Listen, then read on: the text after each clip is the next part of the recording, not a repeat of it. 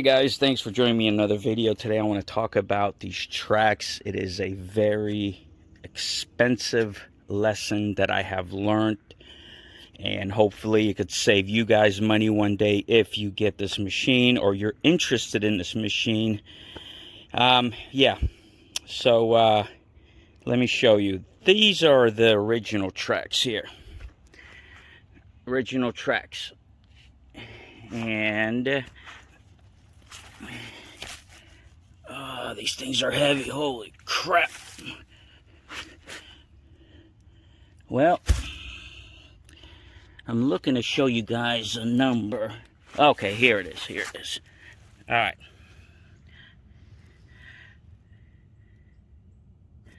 So as you can see, 272.41 track right here.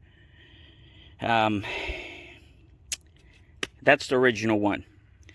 As you can see, now these are robust. If you're working on only grass or soft sand, anything soft besides concrete, asphalt, anything hard, these tracks are great that come with the machine. Okay, they're robust. I mean, you could see, look at the thickness on them compared. Aftermarket, original. These also weigh about 100 pounds almost each, compared to the aftermarket that I'm going to show you. My third pair, these were about 100 pounds. Those were about 80 a piece. These aftermarket ones. Oh yeah, you see that? See that support metal wire? Yeah, that's another story. So like I said, if you're using it on grass, any kind of soft surfaces, no problems. This is the original track. The problem is, lugs are scattered. Your roller wheels fall between here when you're going down on hard surfaces. Makes the machine hop, bounce. You need a goddamn kidney belt. Alright, moving on. Two aftermarket ones, okay? These were staggered. See how they're staggered? They're not in line.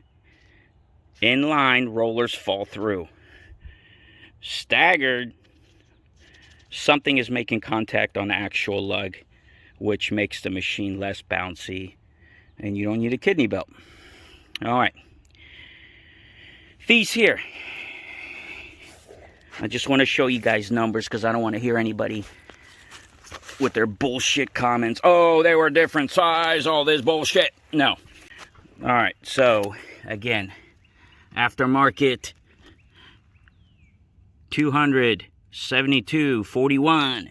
This is the aftermarket track. Made in a different factory, people. Made in a different factory. Just like clothing, shoes. Shit don't fit the same. They just don't. That's the problem. These have stretched out within roughly about 20 hours of use, maybe less. Stretched out, kept falling off. Broke the belts. What happened is they were on clearance. I got a really good deal on them, so there was no returns. But did not know that they were going to fit differently. And they did. They were bigger. Fell apart on me. New tracks.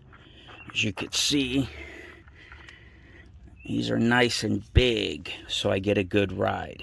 Also, look at the number I have to go with.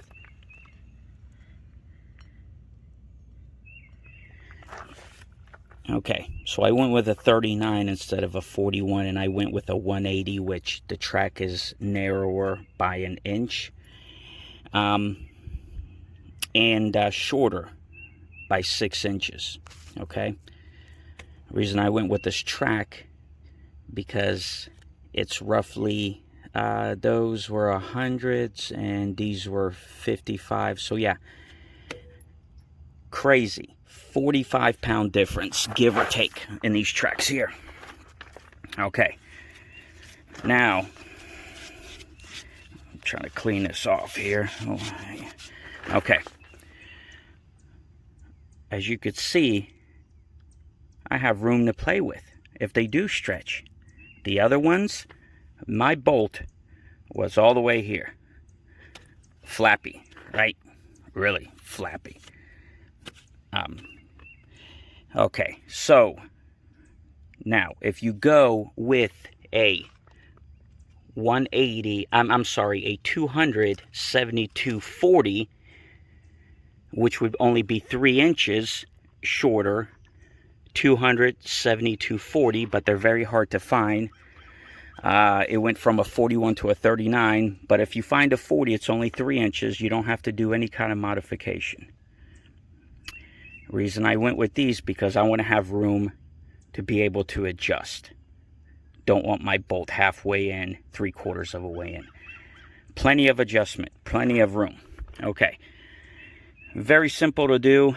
You're talking about 6 inches. It doesn't seem like a lot, but it is very difficult to get on this actual tube.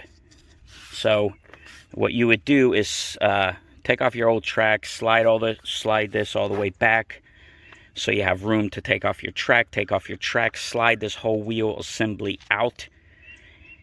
This box is just a square tubing box, metal. Got shortened by 1 inch. 1 inch. Okay, so this tubing was out to here, this box, roughly. Maybe right here. But anyway, I took 1 inch off. Okay, all the way around, inch off. This assembly was out. I'm sorry it's not apart because I was just frustrated. I didn't make a video on it. But it's very simple. If you know how to turn wrenches, you'll understand what I'm talking about. With this assembly out, the wheel and this metal piece out, inside of this, there's a inside of here, there's a metal cylinder, thick. It's probably about 1.5 inches, solid steel, and there's a spring. Okay. That round cylinder metal in there got shortened by 1 inch. So 1 inch off of here, and inside of here there's a tube metal. Oh, I can't even think this morning. It's too early. But anyway, it was shortened by 1 inch. Okay. Therefore, this gives you 1 inch of play in here. And also, this, where the wheel sits, 1 inch. Just a little cutout so the wheel can slide in. So 3 modifications. Took me less than an hour to do. Because as you remember, on these machines, this wheel sticks way out here, so the track is like at a 45, comes up and over. No performance difference. If anything, the machine is more nimble, you know, because of less weight, spin around faster. Was the modifications worth it? Yes, because I went to a lighter track. I have room here to adjust the original numbers. If you don't find one that says 40 and you get another 41 aftermarket one, what's going to happen is here's your adjustment's going to be all the way in. You're going to use it for about a week, and your track is going to stretch. It's going to stretch. If you use it a couple hours a day for a week, it's going to stretch, and you're going to be pissed off. You have to go to a shorter track. I hope Northern Tools steps up, because Northern Tools, I'm saving you a lot of crap here. I'm hoping someone's watching, because, man, get a hold of me. Get a hold of me, Northern Tools.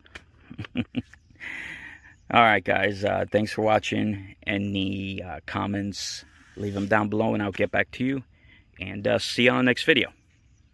All right.